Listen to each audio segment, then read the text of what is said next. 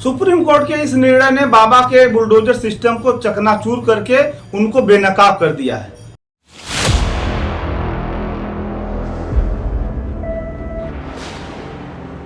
उत्तर प्रदेश सरकार द्वारा 1535 मामले में बुलडोजर की कार्रवाई की गई। उसमें जाति और धर्म विशेष के लोगों के खिलाफ आपराधिक मामले दर्ज करके उनको आरोपी बना करके गैर कानूनी तरीके से उनके घरों को ढहाया गया। जय संविधान। मैं प्रेम प्रकाश यादव एडवोकेट, आप देख रहे हैं न्याय तक। न्याय तक पर मैं बात कर रहा हूं बुलडोजर सिस्टम पर सुप्रीम रोक। जैसा कि आपको पता है कि 13 नवंबर 2024 को सुप्रीम कोर्ट की 2 जजेज की बेंच ने ऐतिहासिक और साहसिक फैसला सुनाते हुए सरकारों द्वारा चलाए जा रहे गैर कानूनी बुलडोजर सिस्टम पर रोक लगाने का ऐतिहासिक फैसला सुनाया। सुप्रीम कोर्ट की 2 जजेज की बेंच ने 2 जजेज की बेंच में जस्टिस BR गवई और जस्टिस KB विश्वनाथन की खंडपीठ ने 2 अलग अलग याचिकाओं को जनहित याचिका मानते हुए ऐसा चाबुक चलाया कि सरकारों को बैकफुट पर जाना पड़ा। सरकारों में मैं बात करूं तो सबसे पहले उत्तर प्रदेश में जब भाजपा की सरकार आती है 2017 से बुलडोजर सिस्टम की शुरुआत करते हैं और बुलडोजर सिस्टम में किस प्रकार की कार्रवाइयों का इन्होंने अमल किया, यह आपको जानना बहुत जरूरी है। अगर किसी भी व्यक्ति के खिलाफ कोई आपराधिक मामला दर्ज होता है या उसको सजा हुई है या नहीं हुई, इससे कोई मतलब नहीं है, तो उत्तर प्रदेश सरकार ने शुरुआत किया कि आपराधिक मामले में आरोपी होने के नाते ही उस व्यक्ति के घर को बुलडोजर से गिरा देने का इन्होंने चलन शुरू किया। और उसमें यह जरूरी है कि वह सरकार का विरोधी व्यक्ति हो। तो अभी तक 2017 से लेकर के 2024 तक जो कुल सुप्रीम कोर्ट ने जजमेंट सुनाया, उस जजमेंट सुनाने से पहले तक कुल 1935 बुलडोजर की कार्रवाइयां की गई और यह 1935 की बुलडोजर की कार्रवाइयां कुल 7 भाजपा शासित राज्यों में की गई।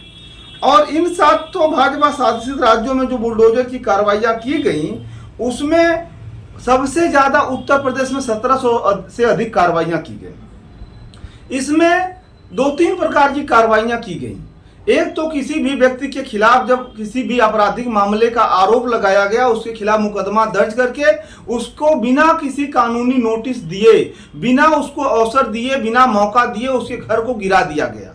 दूसरा, अगर किसी का अवैध निर्माण है और वह विरोधी विपक्षी पार्टी से जुड़ा हुआ है तो उसके घरों को गिरा दिया गया।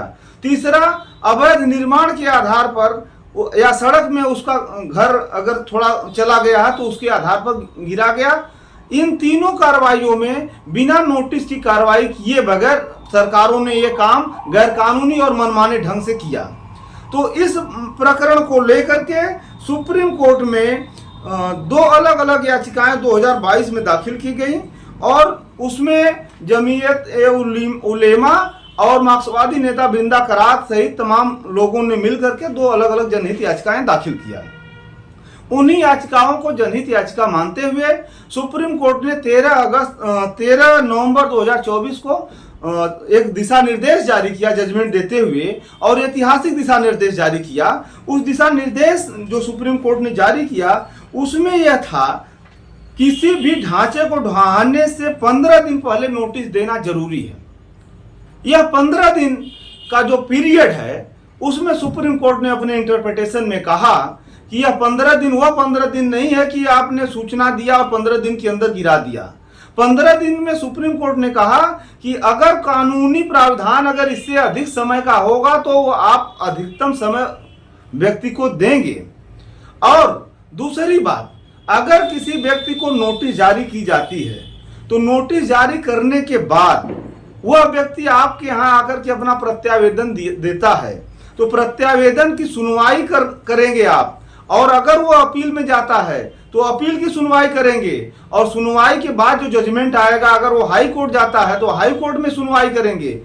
अंतिम जो निर्णय होगा उस निर्णय के बाद उसको आप नोटिस देंगे और नोटिस के 15 दिन के अंदर आप उस व्यक्ति से कहेंगे कि आप अपना अवैध निर्माण स्वयं गिरा लें अगर वह व्यक्ति नहीं गिराता तब आप बुलडोजर की कार्रवाई करेंगे।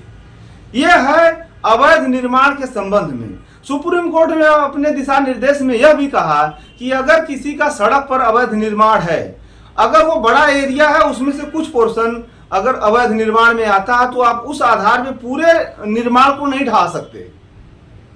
सुप्रीम कोर्ट ने यह कहा कि अगर किसी व्यक्ति ने मकान बनवा लिया है, नक्शा पास नहीं करवाया है या अवैध निर्माण बनवा लिया है, तो उसमें आप बेहतर विकल्प की तलाश करेंगे। और इस प्रकार से सुप्रीम कोर्ट ने हर संभव कानूनी प्रक्रिया को एडाप्ट करते हुए बुलडोजर की कार्रवाई करने की बात किया कि आप किसी के भी बने हुए मकान को गैर कानूनी तरीके से नहीं ढहा सकते हैं।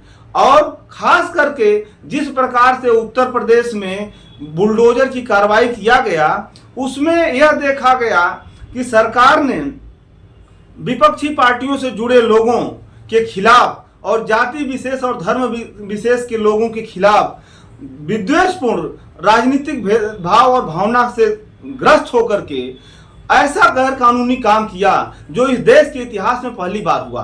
पहली बार इसलिए कि किसी भी व्यक्ति का गैर कानूनी अगर निर्माण है, जैसे हर जिले में विकास प्राधिकरण बना हुआ है, तो विकास प्राधिकरण का अपना अलग एक्ट है। उस एक्ट में अगर कोई निर्माण अवैध बन गया है, अगर कोई निर्माण सड़क पर बन गया है, तो उसके लिए नोटिस की कार्रवाई की जाती है और विकास प्राधिकरण में वो व्यक्ति प्रत्यावेदन देता है। अगर वहां से उसका प्रत्यावेदन निरस्त होता है तो वो अपील में जाता है। अगर अपील भी निरस्त होती है तो वो हाई कोर्ट भी जा सकता है। अगर उसके बाद अगर कोई फाइनल जजमेंट होता है तो उचित अवसर दे करके 15 दिन का नोटिस दे करके, और 15 दिन के नोटिस में उसके घर पर भी नोटिस चस्पा करना, उसको रजिस्टर्ड डाक से भी सूचना देना है, दे करके आप उसके घर को अगर वो अपने से नहीं गिरा रहा है तो आप गिरा सकते हैं। लेकिन यह मामला अवैध निर्माण के संबंध में है। यह मामला किसी व्यक्ति के ऊपर आपराधिक आरोप लग गए हैं उस आधार पर नहीं है। तो इससे सरकार द्वारा गैर कानूनी और मनमाने ढंग से आरोपियों को, विपक्षियों को और विपक्षी पार्टी से जुड़े लोगों के खिलाफ जो मनमाने तरीके से आदेश कर दिया और बुलडोजर से उसका घर ढहा दिया गया, इस पर रोक लगेगी। यह सुप्रीम कोर्ट का ऐतिहासिक फैसला है, यह सुप्रीम कोर्ट का साहसिक फैसला है। इन्होंने सरकारों के गैर कानूनी और मनमाने ढंग से किए गए अवैध बुलडोजर की कार्रवाई पर रोक लगाने का काम किया है।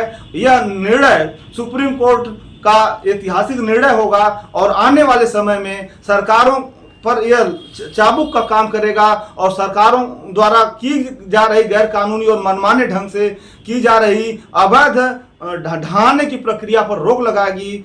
आने वाले समय में सरकारें इस निर्णय से सबक लेंगी और अपने मनमाने पर रोक लगाएंगी। इन्हीं बातों के साथ आप लोगों को न्याय तक पर बने रहने के लिए बहुत बहुत शुक्रिया।